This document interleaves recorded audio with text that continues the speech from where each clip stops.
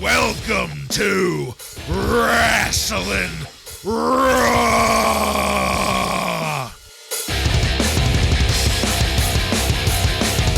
All right, you're listening to Wrasslin Raw, the podcast that takes you back to when Raw became war and Attitude ruled. Thank you for joining us. You're here with Ryan Arico.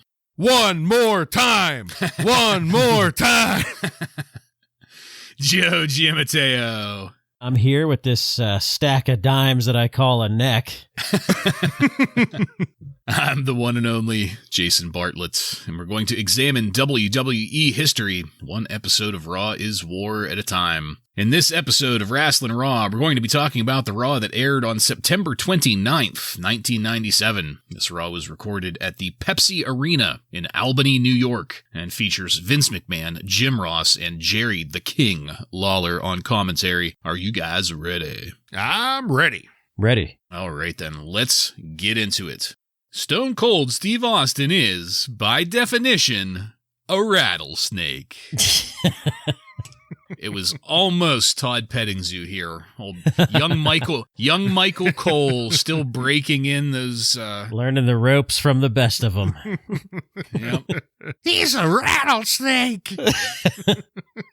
I don't even know what you'd call it. Inappropriate would probably be the best word for his tone of voice here. Inappropriate. Wow, wow, wow. We got a video package highlighting the recent behavior of Stone Cold Steve Austin, overdubbed with that very dry Michael Cole voice track. Part of that I liked the most was the dozen or so replays of Vince McMahon doing the worst stunner cell job ever. 100 different times from every angle. I mean, it practically looked like a headlock takedown. It was that bad of a stunner cell job. And then the vicious shaking after when he's on the ground. Once we got the pyro at the show opener there, we got that classic sweeping view of the fans. There was some asshole that had an Ultimate Warrior sign there. Oh, I mean, who would show up to a WWF event after 1996 with Ultimate Warrior stuff? Honestly, just classless. Inappropriate. But then Vince McMahon was in the ring to roar the name of Shawn Michaels. And Shawn, Hunter Hearst Helmsley, Chyna, Rick Rude, they all came out. And I was very pleased to note that Hunter and Chyna are now part of the hard camera pyro posing there with Shawn. They make quite a trio in that camera frame. Vince went to Rick Rude first, asking for answers as to who is your benefactor, so to speak. Rick wasn't about to disclose that, but Rick was willing to sell Vince an insurance policy against Stone Cold Steve Austin, which I actually thought was kind of clever there. That was a pretty good delivery. Vince then transitioned to, and I quote, the wise ass of the WWF, perhaps the most talented individual in the history of the WWF, as Shawn was sticking his fingers in Vince's ears. I wanted to vomit. Shawn wanted to gloat about him and Triple H. That's right. Michaels called Hunter Hearst Helmsley Triple H. And I'm pretty sure that's the first time that's been used directly to Hunter since he's been on our screens. They were really just going off about giving The Undertaker that beatdown last week. Shawn passed it to Triple H to, quote, unload on the WWF because that's what he's been waiting for. And Triple H did do that. His voice is still kind of light and airy, a little bit of that blue blood left over. But he gave a clear Triple H promo putting over himself as well as he and Shawn Michaels as an as-yet unnamed team. But Commissioner Slaughter came out then and in a true power move informed Triple H that he would be taking on The Undertaker later on tonight. I was very happy to see that. That's the kind of shit that we like in our authority figures showing up to throw that curveball. You'll be taking on The Undertaker, playa. Not to be outdone, though, Bret Hart and the Hart Foundation came out to the top of the entryway. I am very sorry to report that Jim the Anvil Neidhart was present. And what did he still fucking have? Yep, that goatee. It was there. Is he beating the hell out of Rick Rude again? Bret's promo up on the entryway kind of fell flat, and I am sorry to say that, but he was merely saying that Shawn and Hunter would pay for their crimes, and then they walked away. Meanwhile, I don't know if anybody would be as excited as I was to see this, but the Dave Hebner peeping Tom cam got mounted above the backstage exterior door of the arena. So we were there to see when Austin arrives. I'm sure that's going to be a real big payoff later whenever he comes through that door. And that was followed by the Super Soaker Sweepstakes commercial that we've been getting off and on past couple weeks. When we returned from that, Vince was back on commentary to give some context to Bret Hart's promo. I guess the crimes Bret was referring to were those perpetrated in England against the Bulldog at that one night only event. Diana Smith was very concerned that night. The look on her face said as much. Yes. And we did get footage, though, of Shawn Michaels being an enormous shithead to the Hart family there in attendance. So much so that Shawn ended up leaving in a hail of garbage being thrown at him from the arena there. And that was it for the opening segment. It was certainly a very long one, but it laid some major groundwork for the future, most notably the official declaration that Hunter, Shawn, and Chyna are a faction. Even if they don't have a name yet, it's official. Ryan, get us started on this opening segment, please. I did enjoy Rick Rude starting with Vince here, telling him to release the death grip on his wallet to hire his services to take on or to help out with Stone Cold. That was a good line by him. And I think it's pretty clear that this is the point where Vince McMahon has told Shawn and Triple H that they could kind of do whatever they want because they are just being downright jackasses out here in the ring at this point. Flicking Vince's ears. Triple H is giving Vince the bunny ears behind him. And, JR put it perfectly. He said it's like Vince is trying to interview a ninth grade gym class, and that's exactly what it was. And to be honest, that's who DX really catered to, didn't they? I mean, they were the ninth grade gym class boys. That was who loved DX. So great marketing there. They knew their audience, but it does sound like Triple H. I mean, he's using the name Triple H now, so I'm going to as well. He, for the most part, dropped the blue blood accent. There's still hints of it, but it's pretty clear he's kind of putting that behind him. And, maybe we're not giving them the name DX yet, but I do think this is the official gathering of DX. Like, they got their personalities down. They've said they're a group. They just didn't give themselves the DX name yet. But the only downside to this was when the Hart Foundation came out, aside from Jim the Anvil Neidhart and his goatee, it's pretty clear after the news from last week, Bret Hart maybe's checked out and just doesn't really give a shit. And I mean, I couldn't really blame him at this point after getting that news from Vince that I'm going to sign you to what was it originally, a 20-year deal. Oh yeah, by the way, I'm not going to honor that contract at all. I can see why he doesn't care anymore. So that's clear to see, but lengthy segment that does a good job, a lot of building blocks here. It was kind of weird to me to see that we start out the show with this video package about Steve Austin, and then we hear Vince roaring Shawn Michaels' name. That was a weird transition, I guess. And also, like, Shawn Michaels, it's not just hymns, but Vince just only announces Shawn Michaels. Like, he comes out with three other people. Yeah, so it's clearly the only one he cares about.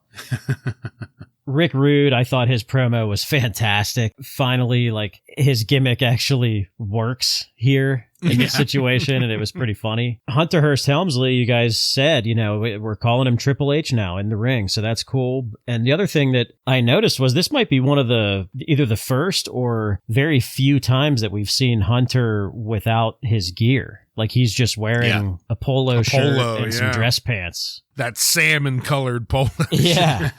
Yeah, so he's maybe gonna, doing a little makeover, which is cool to see. He's still kind of using that breathy voice a little bit, but I don't know, maybe he just kind of sucks at cutting a promo, and he's gonna maybe get better at that, or maybe not. I don't know. There's a lot of people that think that Triple H's promos were never any good. Maybe in these early days we'll see that. I don't know if I agree with that later on, but that's maybe what we're going to see here. Them acting like jackasses and childish behavior, it doesn't really hold up well for now, but I don't know. Maybe it will a little bit later. We'll see what else they have up their sleeves with that. Yeah, I mean, I thought this was cool. This is DX without the name yet. As far as the one night only highlights, man, there's some real heat there for sure, which is good because it seems like, you guys touched on it, that Hart Foundation, the heat with the Hart Foundation is kind of going away, which is a little unfortunate to see because they were a really good heel faction that has kind of cooled off here these last few weeks. Yeah. So see what happens there too. And of course, Earl Hebner had to ruin the entire match at one night only. So that's probably the true reason why fans were throwing trash into the ring. Yeah, clearly. All we need is Shawn Michaels' bulge. We don't need the Hart Foundation if we have the bulge.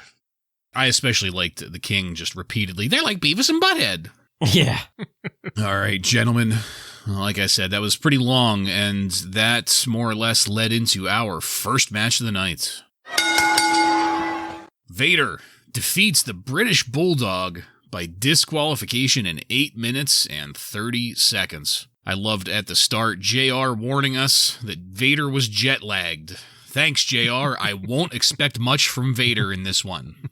And the Bulldog's injured, so don't expect much from him either. And he still had the damaged knee, so let's get the litter box out of the way in this first one. How's that? Vader had a pin on the Bulldog that drew the Hart Foundation out, and the DQ victory for Vader. After the bell, Bret Hart put Vader in the sharpshooter on the corner post. That drew out the fucking Patriot. Of course. I forgot he existed until those words. He came out here. Here comes the Patriot. I don't know, I almost. This whole thing it went way longer than it needed to. It felt like a hell of a lot longer than 8 minutes and 30 seconds. And that's all I have on this match. I was not excited when I saw it on the card, but I'm not going to enjoy anything when the Patriot shows up, period. That's like a given now. Even if the Bulldog didn't have a bum knee, he's been off the gas long enough that he couldn't believably power Vader's big ass through the moves. It was kind of sad to watch, if I'm being honest, because you could really clearly see that the Bulldog was lacking a lot of strength and not just in that knee. So our first match, it left me yawning. Ryan, what'd you think of it? Yeah, I mean, the moment they announced the British Bulldog versus Vader, I was kind of like, really? What do you think we're going to get out of this match? In almost 9 minutes. I didn't know exactly how long it was until you gave the time there, but Jesus, is that way, way too long for a British Bulldog Vader match. And we saw British Bulldog, he's limping down to the ring. He's got his knee all wrapped up. And I will say, good on JR. He tried to explain that, even though it's been almost 2 weeks since Shawn Michaels destroyed the Bulldog's knee brace, that they're custom made, so that's why he doesn't have a new one yet. Okay, sure, that's believable, JR. But that was probably one of the more enjoyable parts of the match. Bulldog and Vader just... they don't put on much of a show here. And then when the Patriot is who comes out to save things, if the Patriot is your savior for a match, things are going sideways. And thankfully, Vader and the Patriot were both got their ass handed to them here by the Hart Foundation. And they drape the Canadian flags over their lifeless bodies. That was decent. It's a decent heat to build up for a match that I don't care about at all. So I'll give them that they did a good job at the end here, but that's mostly on the Hart Foundation, just doing what they know how to do, which is, come out here and build heat. But the match itself was pretty piss poor.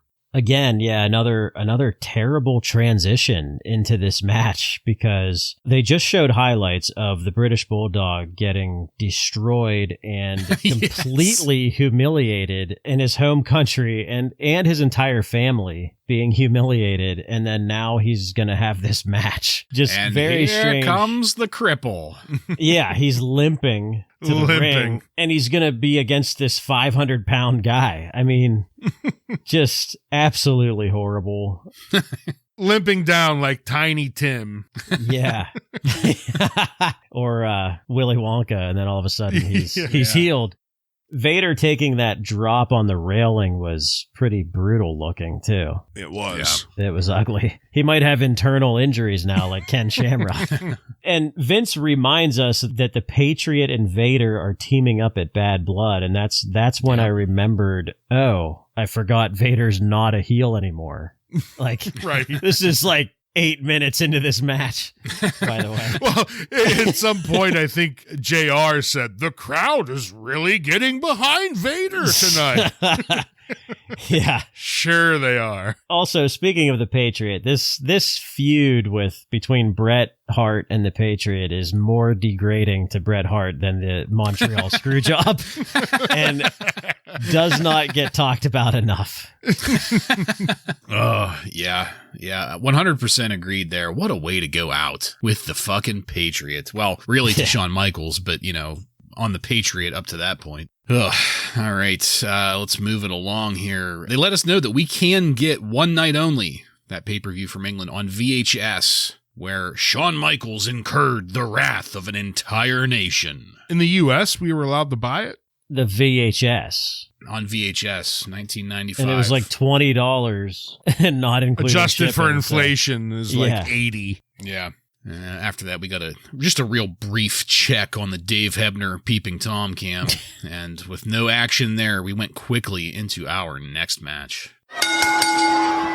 Farooq, with the Nation of Domination, that's D'Lo, and Rocky Maivia, defeats Ahmed Johnson with Ken Shamrock and the Legion of Doom by disqualification in 2 minutes and 29 seconds in a WWF Intercontinental Title Tournament semifinal match. I was so disappointed to see Ken Shamrock coming out with Ahmed and LOD. I can't tell you how sad I was to see that. Yeah. Kenny's doing fine on his own.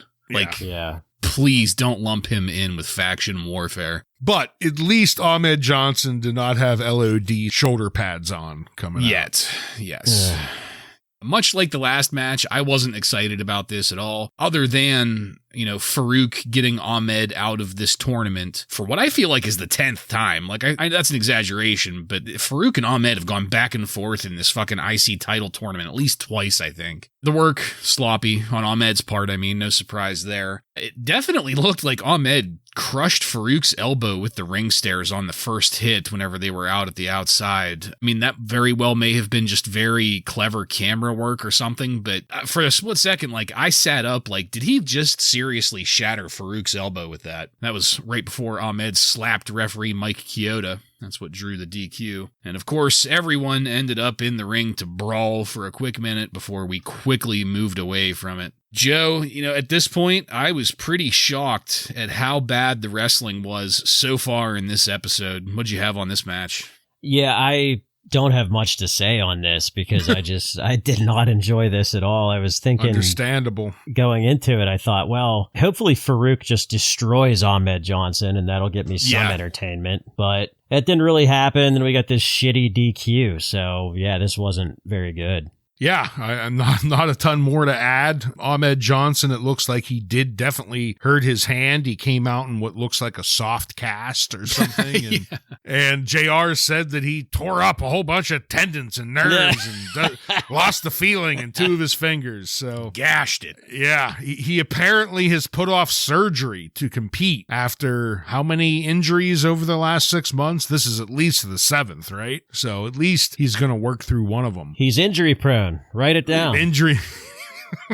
Farooq and Ahmed, though, this wasn't a great match. Ahmed Johnson does his thing in the ring, which isn't good. We get this thing with the stairs, and then he backhands the ref. And has there been a wrestler that have switched back and forth between heel and babyface more often than Ahmed Johnson? I don't know what they were going with here, where he flipped out and backhanded the ref, but... Well, now, don't forget, we're entering an era where the money-making baby faces are assaulting authority figures. So maybe this was like a last-ditch effort to try to get Ahmed over. Yeah. Maybe. Obviously a failing one, but... Yeah. So that's it. Nothing more to say about Ahmed Johnson and his ruining of Farouk's matches. Yeah. As you were describing, Ahmed there, it made me realize, I don't know that I can think of any other wrestler that has come in at such a heavy push and plateaued so quickly. Lex Luger? Well, yeah, okay, you're right. Absolutely. Ahmed Johnson is the new Lex Luger. Yeah. That's fantastic. Well, it's not. It's not fantastic, but So like I said, with the exception of the official acknowledgement of Triple H and Shawn Michaels as a team, I thought the episode was pretty fucking lame so far up to this point. And that continued with another one of Sable's secret visions. This time selling laser tag with the Headbangers there. After that, though, was another edition of Brian Pillman's Triple X Files. He was actually in bed with Goth Marlena here. She was visibly upset and disgusted. It looked to me, at least, like he kept putting his hand on her crotch. Of course, the whole thing was just sleazy as hell. She was occupying, like, the edge 6 inches of the bed, trying to get away from him. Pillman, I guess, is going to have a match against Dude Love at Bad Blood. And Pillman wants Goldust present, not only present, but handcuffed to a ring post so that Goldust cannot interfere in that match. Hey, speaking of, cue that backbeat. Dude Love came down to the ring to join commentary, but before we go further, Joe, was Sable's secret vision and Pillman's video salacious enough for you in this segment? Well, I want to start with they did that quick Bad Blood commercial, and yeah, I love the creepy choir singing music behind it. I thought that was really cool. It kind of reminded me of like a 70s horror movie, so I thought that was cool. What was not cool is Sable with the laser tag commercial. Last week it was the Fink, and this week we get the Headbangers, who are, to me, not as entertaining as the Fink anyway, so... Yeah. Brian Pillman, again, I thought this was pretty funny, especially when he sells the fact that he's bushed and physically exhausted. It's just so sleazy and hilarious. Bushed, I think, was the first time he went and touched her crotch. Man, am I bushed. And I'm excited to see the dude on commentary and what we're going to get there. I'll also start with the Hell in the Cell promo video here. It was full movie voice guy. It had a great sound, a great look, great sound bites. It was just a really good setup commercial for Hell in the Cell. Barbed Wire Part 2 was exactly that. We see Sable as being barbed wire again. Ugh. And then on the Brian Pillman, he was being extra creepy in this one, but there's something that kind of overshadows it all, and it's the fact that this is the last time we see Brian, right? Yeah. I mean, this is it. They talk about this match where Goldust is going to be handcuffed to the ring, but this is never going to happen. Brian Pillman's going to die before we get to see this match. So Yeah. it's kind of weird hearing what was supposed to happen, and later in the Goldust match, they go into it a little bit deeper about how Goldust was supposed to then take on Brian Pillman in a no DQ match if Dude Love won. And, it's just weird hearing all of the story that we were going to get. And that they're gonna renew their vows. Right, Yeah. right. Yeah. And then obviously none of that's going to happen. So Yeah. a very creepy segment, but unfortunately has some very sad undertones. Yeah, agreed there. And I was trying not to think of it that way just because, kayfabe in it just a little bit. We don't know he's going to pass away. And it's going into one of the things I'm really curious about with Bad Blood is how they're going to handle it. I know they announce his death during the free-for-all, which we're not going to watch, but then they also do repeat it later on in the pay-per-view. And I want to say they do... Do they do the 10 bells on Raw the following night? I think it's, on Raw the following night. I could be wrong. I haven't watched it since watching it live, so. Yeah. One of the other things that really stood out to me with this segment was just how early and how soon they're playing around with this prototype of Sable as an actress. They're really trying to see what she can do, and I mean, it's already shit. So it's, we're going to be seeing a little bit more of that kind of thing. And then I think she's going to just settle into her managerial role, diva role. If there is a diva who is less deserving of an acting role anywhere, some of the great ones, I guess, if you want to say diva or whatever, female talent, they could do a little bit more than just pull their boobs out, you know? Right. Yeah. Well, I mean, I've touched on since the moment we saw Sable. I mean, she's so robotic on the mic. Yes. Like, it's just, no, sorry, you're never going to be an actress. What else is she really praised for other than painting her boobs? Right. And like that's it. being the first one in Playboy. Giant bolt-ons. Yeah. That is her legacy. Yeah. Right. But hey, she hit the pay window. So you got to give her credit for that. She did. Extra cheese, extra mayo. Yep. Yeah. All right. Well, gentlemen, after that segments, we went into our next match. Goldust defeats the Sultan with the Iron Sheik by pinfall in 5 minutes and 38 seconds. Jerry Lawler and Dude Love were pretty funny going back and forth. I thought that was entertaining. JR let us know that Goldust on day 23 of his wife's hostage crisis was coming out. He was painted up like Darby Allin. Or I guess Darby Allin paints himself up like Goldust here. But Goldust was walking like a depressed drunk with no will to live. Down to the ring. Things got going, and I can't believe the Sultan still exists. Yeah. Just period. Blanket statement right there. But I mean, whatever. Something that I fucking loved, was JR called Pillman elegant trash. And I thought that was one of the best fucking phrases to describe a wrestler that I've heard in the whole run. I mean, obviously, we're not going to get that kind of shit out of Vince, but, now that we have JR here, we can look forward to things like that, because I thought that was such a great line. Elegant trash. JR, man, he drops those nuggets sometimes. I mean, it's why he's known for what he does, Yeah. We ended up getting multiple close-ups of Goldust's wedding ring on his hand. That ungloved hand. It's usually got a gold glove on. We took it off this time, though, for that wedding ring. They're married. And that is where I tuned out. Not even Dude Love on commentary could save this one for me. Ryan, who were you rooting for in this match? Ooh, the end? Is that a contestant? I just want to point out from the start, the Sultan is still coming out with the Iron Sheik, who we don't hear from at all. Like, they don't focus on him at all. But we've completely forgotten that Bob Backlund was the voice of the Sultan.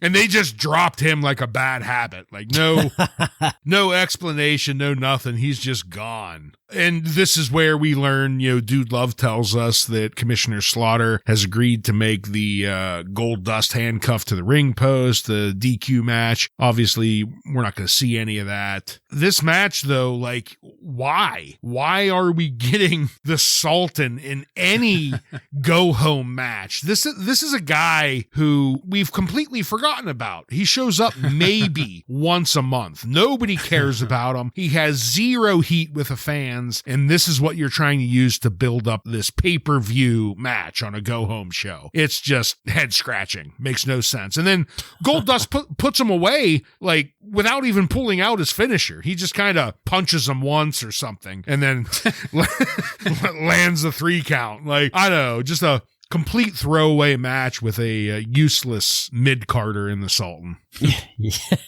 Yeah, I mean, like you guys have said, it's hard to believe that this Sultan gimmick still exists, and it's on Monday Night Raw. Go home. Yeah. So right away, I'm like checked out of this match. Like, I don't give a shit about it. And clearly Goldust is going to win the match. I mean, and he did. So where does this get us? Kind of just nowhere, I guess. Spinning our wheels. The way that he walked down to the ring, it's like he's on day 23 of having his wife kidnapped, possibly repeatedly raped. And Vince McMahon's like, well, sorry, pal, you got to show up to work anyway. We're going to put you up against the Sultan. Get in there. They should have had him come out to that piano music from the end of the Hulk, the 70s. The hitchhiking music. Yeah, the hitchhiking music.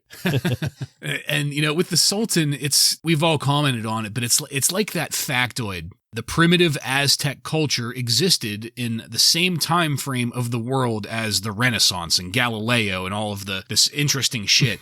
The Sultan exists in the same time frame as Stone Cold Steve Austin in D-Generation X. And The Rock. How fucking unbelievable. And The Rock.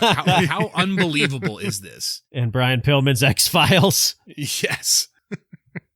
Joe, you know what, Joe? That is a fantastic point. Brian Pillman's X-Files, something that is so definitely not for children, followed by the cartoon character.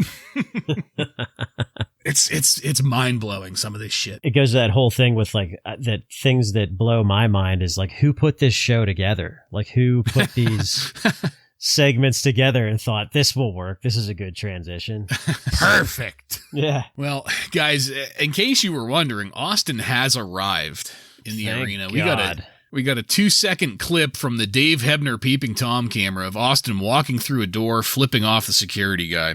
That's it. I'm glad we had the build up for that. And the sound of breaking glass is what kicked off the second hour of Raw, which, not surprising, but I was a little unsure if it was going to be enough to maintain my attention after the first hour of absolute rotten shit that we got. Vince apparently had something to say to Austin. The crowd got a one more time chant going to give Vince the stunner. I always love hearing that. Yeah. I had a hard time thinking of how to summarize this interaction because, when it comes to Vince McMahon especially, as a character here, not a voice from the commentary table, but as a visual character on our screens, the beauty is in the details. Vince's facial expressions, Austin's comebacks to those facial expressions, and the way they play off of each other. It's still very early on. It's still not as smooth and as hilarious as it will be later, but it's these little things that make this great. The bottom line here, though, is that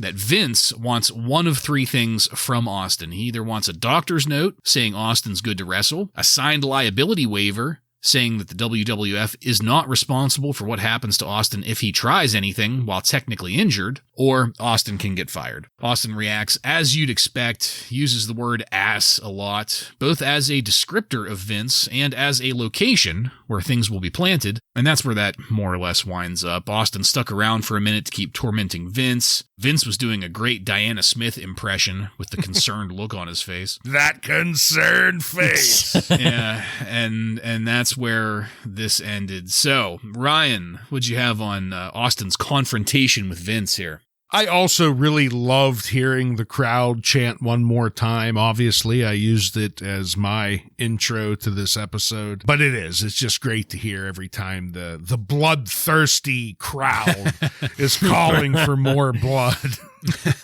We really started to dip our toes into the Mr. McMahon character here. As he was talking to Stone Cold, he started to, raise his voice and kind of get that Mr. McMahon cadence a couple times during his demands. So we're definitely getting there. The one thing I found a little bit funny, though, is we've gone on weeks now of Stone Cold talking about how he doesn't care about his neck injury. He wants to do it anyway. And one of the three things he could do is sign a piece of paper clearing WWF of all wrongdoing, and he could just continue to do whatever the fuck he wants. Why wasn't this just given as a proposal weeks ago? We could have solved a lot of headache here, but...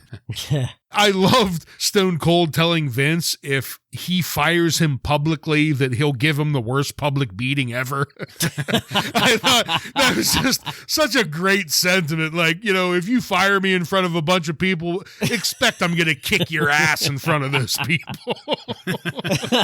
That was great. At the end here, though, I was a little confused. We're on the second part of Raw, the War Zone, yet they're still blurring out Stone Cold's middle fingers when he gives them to Vince. So I don't know if that's a Peacock thing or if that was a U.S. I don't think so. I don't know. But that part threw me off a little bit. Yeah, I guess, Bartlett, I kind of had the opposite feeling as you when this kicked off. I guess this is sort of, it goes to show that when you watch this old stuff with Steve Austin, when you go back and watch it, none of it is overhyped. Like, this stuff is really good. It makes sense that this was like the biggest shit to ever happen in wrestling. So, I'm like dozing off during this episode. Like, it's tough. And then I hear the glass break and I fucking perked up immediately. Still, like, to this day, watching this, because this show was mostly garbage up until this point. Yeah. Let's remember, they started off this show with this video package on Austin. So then we had to wait an hour to see him during a Monday Night War. So I don't know. Again, who's putting the show together? I don't know. But speaking of putting the show together, the creative had to be jizzing in their pants when they saw Vince acting like this in the ring and just seeing the chemistry between the two. Yeah. The two guys. Vince had to be convinced to be an on-screen character. He didn't want to do it. He thought he was this babyface announcer, broadcaster. They had to fucking talk him into it. He thought the fans loved him. It's like, Vince, they hate you. They want to see you get stunned all the time, Do you not see the crowd's reaction when you got stunned?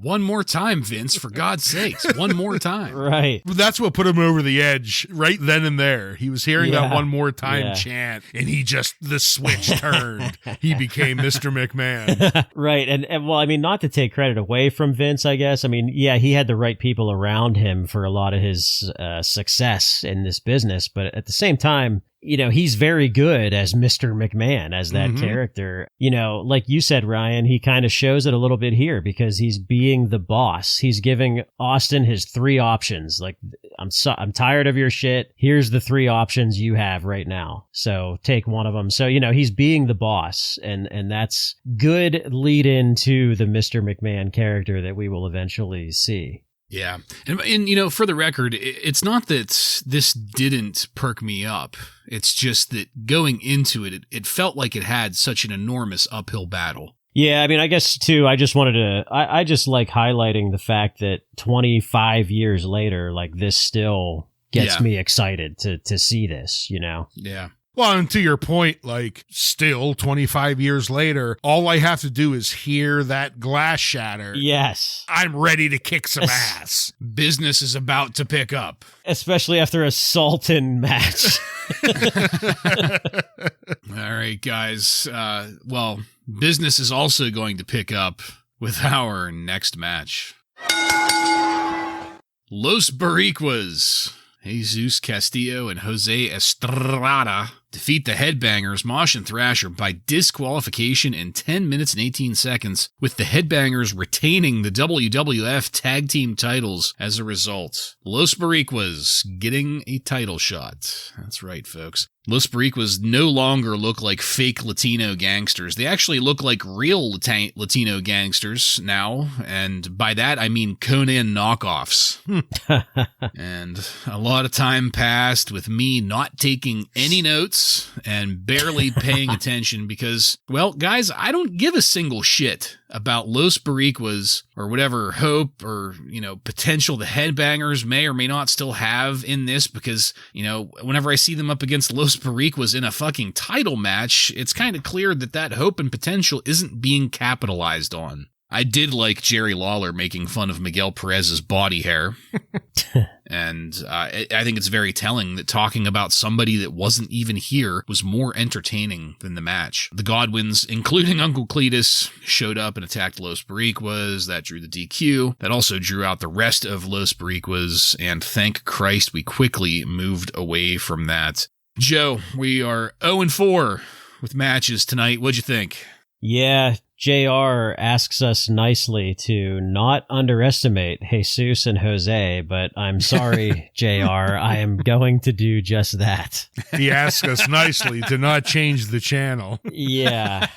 I know like you want to, but please don't. Like you said, at least they're wearing like street clothes now and not those fucking ridiculous like painter outfits or whatever the fuck that was they were wearing. The GTA. The GTA, what are those guys called again?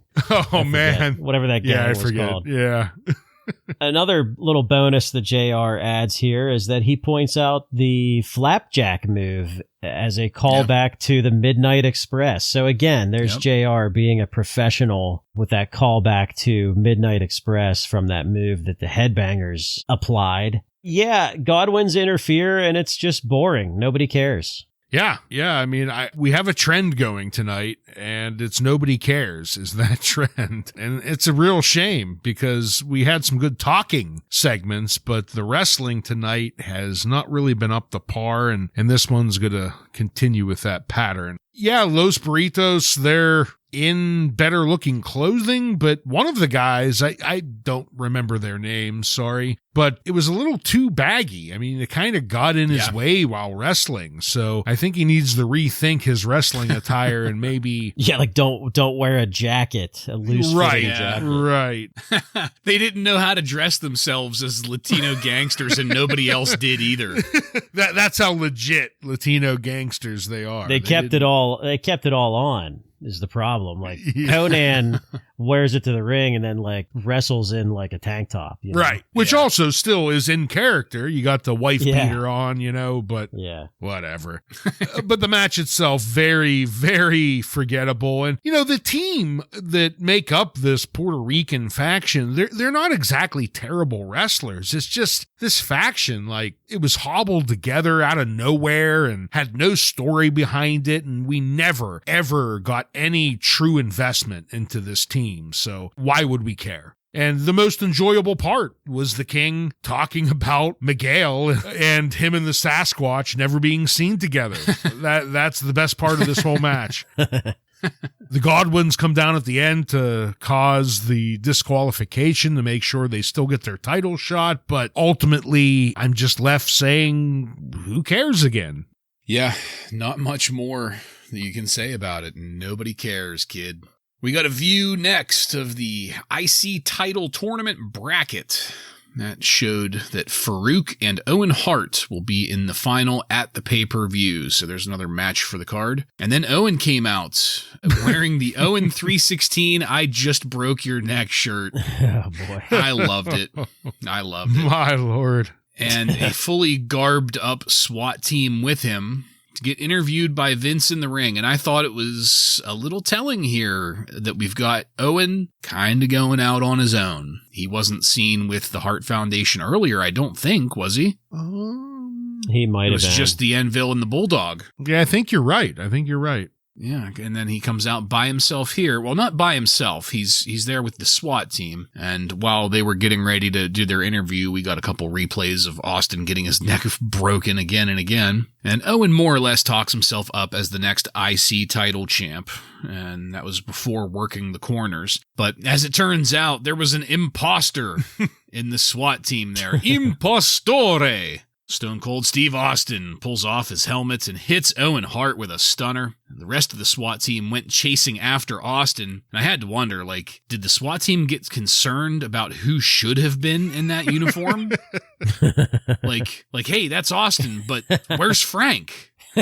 I'm thinking in my head of a guy tied up back with no clothes, mouth gagged. Handcuffed to the toilet in the bathroom. Right. Yeah.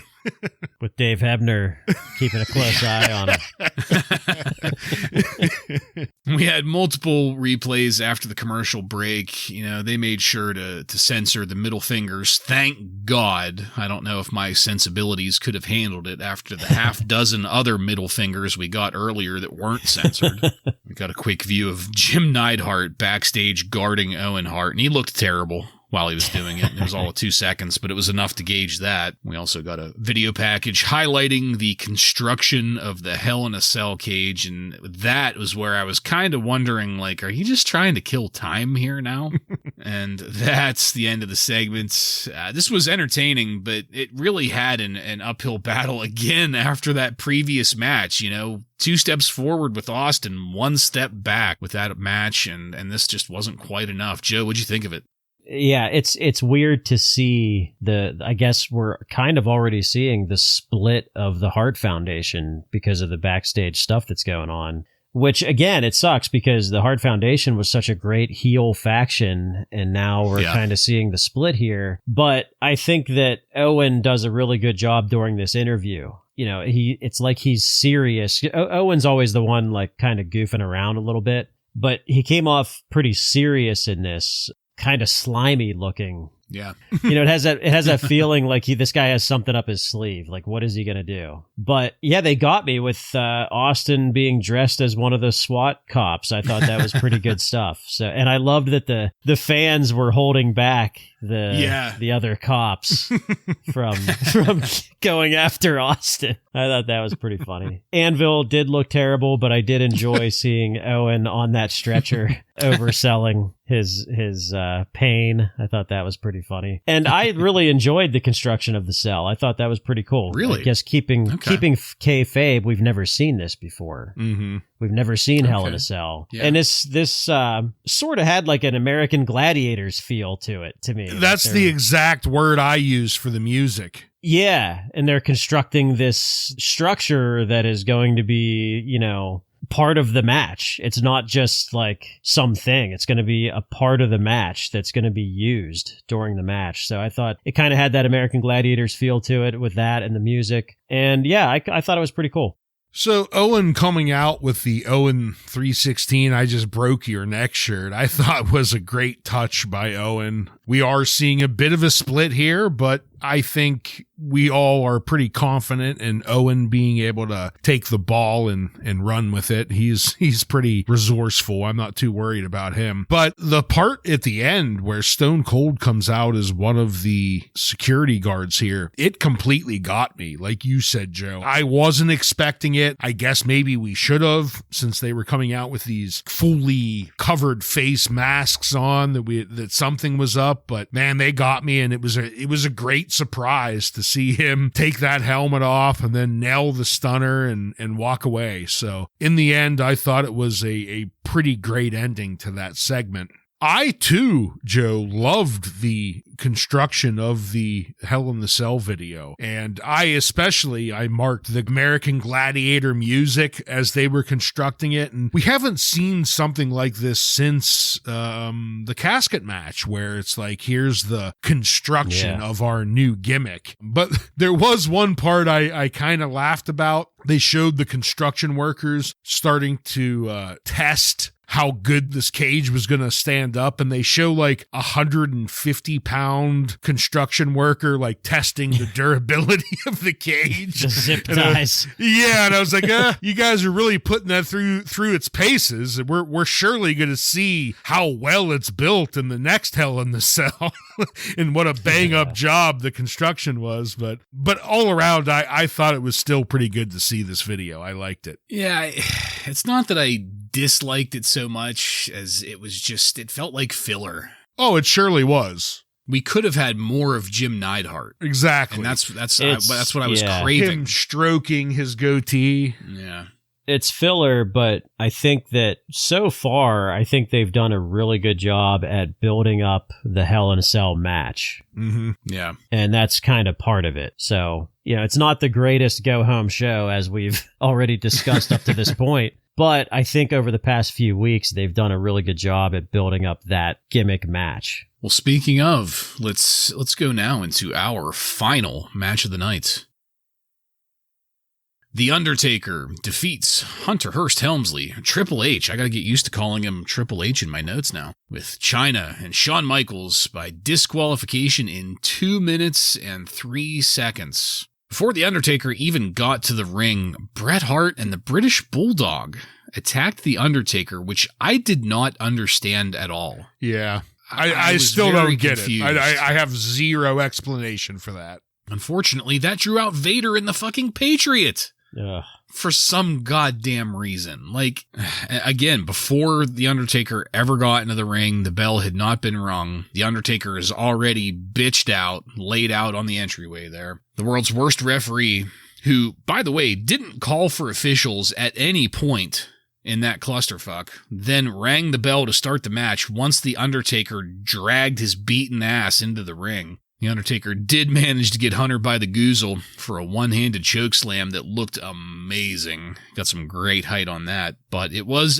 about that point that Rick Rude showed up. He hit The Undertaker with that briefcase that Rude carries around. That's what draws the DQ officially. While Hunter and Chyna held The Undertaker up to get some sweet chin music from Shawn Michaels, Rick Rude pulled a body bag out of that briefcase and promptly left, while Hunter, Shawn, and Chyna put Taker in the bag. And, this is the point where I realized, I didn't remember the rest of this episode, for obvious reasons, I think, at this point. But I do clearly remember this scene, because The Undertaker does the sit-up that he does, but it's in the body bag, and it's just so cool to see that, the body bag is stretched out, and all of a sudden it just does that 90-degree angle where he sits up like nothing. And that's an image that it's clear as day in my brain. I remember seeing it live. Shawn tried to escape by climbing up the Titantron after running up the entryway. That was only after he couldn't exit through the curtain because some kind of red light and fog prevented him. Hunter did end up getting a final tombstone pile driver, and that was just as we were fading to black. So, Ryan, I was pretty conflicted about this. It was barely a match, but I'm not honestly sure what else I would have wanted from this, because as we've all noted, as the go-home show, where the main event is going to be the Hell in the Cell between The Undertaker and Shawn Michaels, as dissatisfied as I maybe kind of feel with all of this, it's probably the best thing they could have done. So, as our resident asshole for The Undertaker, what did you think about this match and the way that Raw ended tonight? So, I feel like this was like a tale of two stories here. The very beginning of this match made no sense whatsoever. The Undertaker coming down, Bret Hart and the Bulldog coming out and attacking him. Why? And then Vader and that whole shit. Why? But the moment that the match actually started, once The Undertaker rolled into the ring and we hear the bell, from that point on, I think it was pretty great. Everything before it, very confusing. But once the match started, the action between him and Hunter, I thought was great. Hunter started off tossing him around, hammering on him in the corner, but then finally the Undertaker gets his bearings, goozles Triple H, and then we have Rick Rude. The whole thing with the body bag, man, like you said, that is just like last week's two iconic scenes. This is a very iconic, memorable spot by the Undertaker, sitting up in this body bag, ripping it open and just clearing the ring. And then the whole ending part with him chasing Shawn and Triple H up the ramp, that was all great. And then Shawn with this mysterious red light that causes him to not go through the curtains and go up, try to climb up the Titantron. It's funny thinking, because it's one of those things,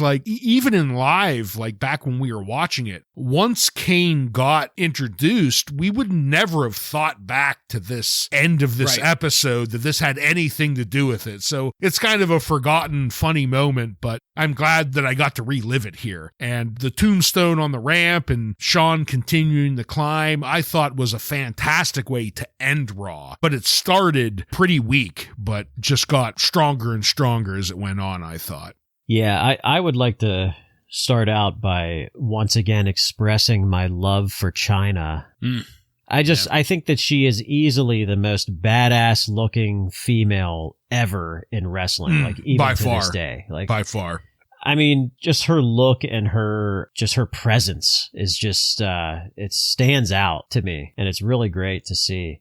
I was very confused by Bret Hart and Bulldog jumping The Undertaker too, just like you guys. It's just very confusing. We've talked before about the chemistry and the great feud between Helmsley and Mick Foley and his characters. And I'm also impressed, even though the match wasn't between these two, but I'm also impressed and pleased to see the chemistry between Undertaker and Shawn Michaels. I think you can just see that chemistry there. Obviously, those guys have had fucking classic matches, but it's just really cool to see in this time period here. Shawn gives a super kick to The Undertaker, and Vince is yelling, yes, yes.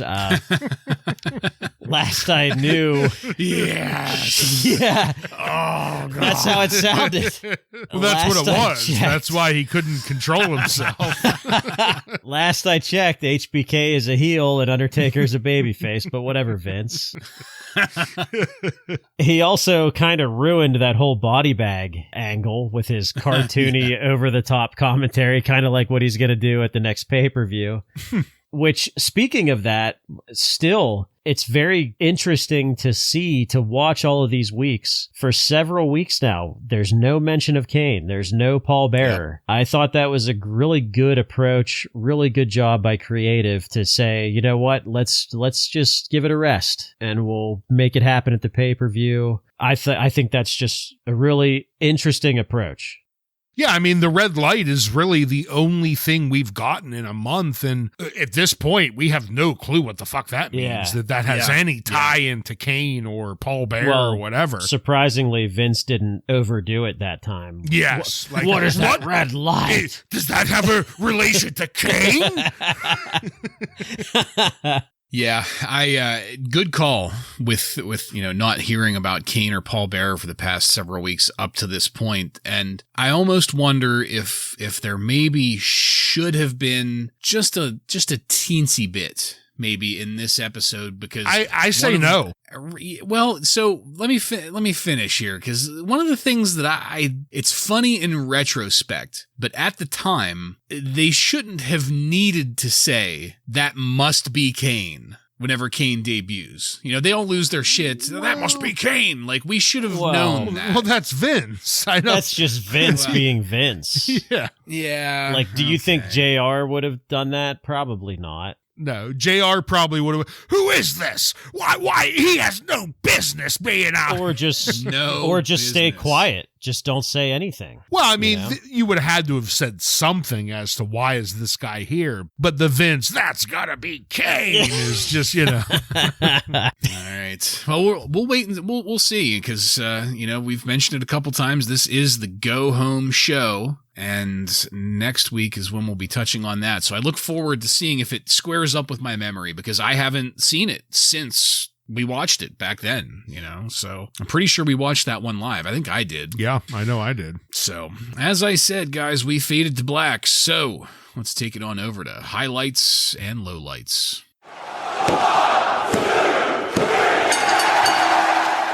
Joe, why don't you take that first?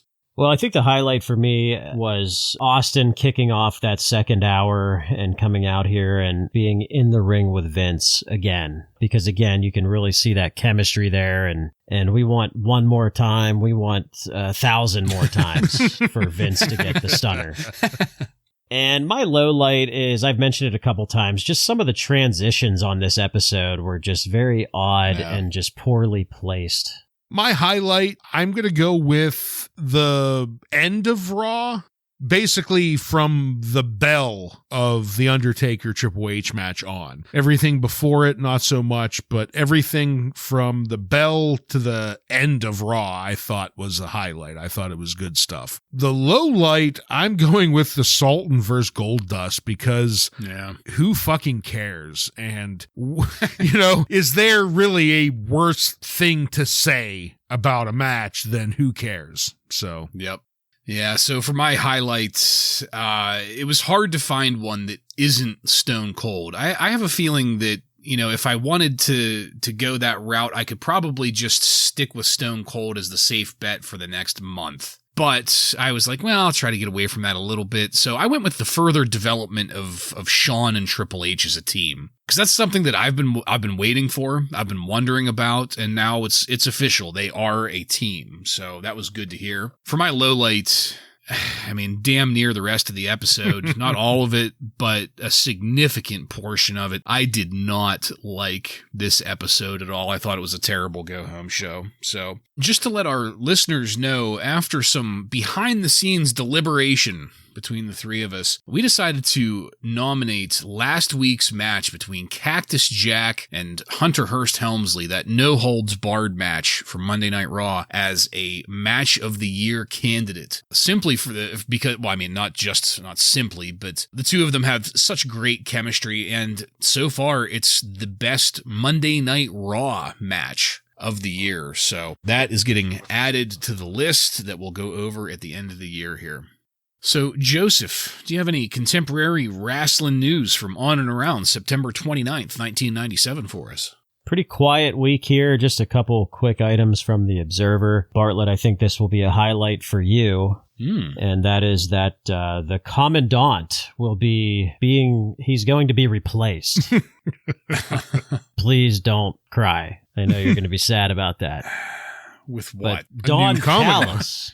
Don Callis. Oh, that's right. The Jackal. Will be replacing the Commandant as the manager of the Truth Commission. So get excited. Thank God. Thank God. The Truth Commission has already went on longer than I remember. Yeah. And the only other piece of news here is that Mr. Injury Prone himself, Ahmed Johnson, apparently that hand injury is pretty serious. So the original plan was to have Ahmed win that match against Farooq and then face Owen in the final of that tournament. But poor injury prone Ahmed is going to have to sit out for a little bit again. Oh, I'm glad. And ended up putting on another 40 pounds. And that is all. You may remember my cronies, Sniper, Recon, and the Interrogator. Cronies. He's a goner. He's a goner. And that's it, folks. We are done with this one. I want to thank you again for joining us. If you like what we're doing here and want to connect with us, you can email us at WRASSLINRAW. Just add @gmail.com to the end of that to submit questions or comments. Check us out on social media and on every podcast subscription platform. While you're there, don't forget to follow and subscribe to get every episode of Wrasslin Raw coming to you every week. Give us a 5-star review and tell all of your friends to tune in to the most treacherous Monday Night Raw review podcast on the airwaves. Next week on Wrasslin Raw, we're going to take a look at In Your House 18, Bad Blood, with matches featuring The Patriot, DOA, and many more. So, for Joe and Ryan, I'm Jason, and this has been Wrasslin Raw.